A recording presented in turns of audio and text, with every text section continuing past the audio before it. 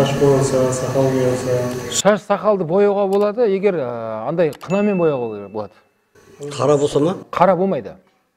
Қына. Қына деген реңі қоңырлау келеді, сары түрі болады. Яғни боялған қынаның көрініп тұрады.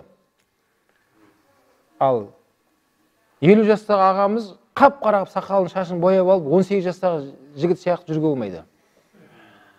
Ол харам болады. Айттыңыз ғой, бір жерде бір соғыс кезінде боялған деді. Бояуға болады, егер әдетте, мысалы 18 жастағы балалардың бәрі шашы қап-қара ғой.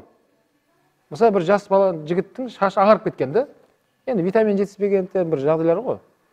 Сосын жанындағы құрып құрдасынан ұялады ғой енді. Үйленбеген, қызға қырындау керек деген сияқты. Үйлену керек ол. Өзіне де неприятно, айнаға қараса шаш ағарып кеткен, жасы 18-де. Оған қараға бояуға болады. Неге? Өткен өзінің құрбы құрдастарының бәрі шаштары қап-қара ғой. Шаштары қап-қара. Сондай зарур жағдайларда ғана шариғат рұқсат береді. Ал жалпы есейіп қалған адамдарға, мынау сақалға, самайға ақ түссе, оны қынаға бояуға болады. Қына. Қына деген ол қара емес ол. Қызыл, қоңыр, сарғыштау болып келеді. Оны бояған сақал шаш көрініп тұрады.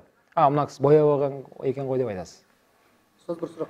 Егер жаңағыдай қараға бояп алып, көз бояушылық жасаса, таман ғашшане фәлейса минна деген пайғамбар салам. Кім ғишпен айналысса, ол бізден емес дейді. Ғиш деген көз бояушылық өтірікпен айналысу. Өтірік шашын бояп алған жас адам сияқты көрінгісі келеді. Қой, сен жас емессің. Ниетің не? Ой, мына ағамыз әлі осы жасқа келсе де әлі шашына ақ түспепті деп айту ма? Онда онда ол.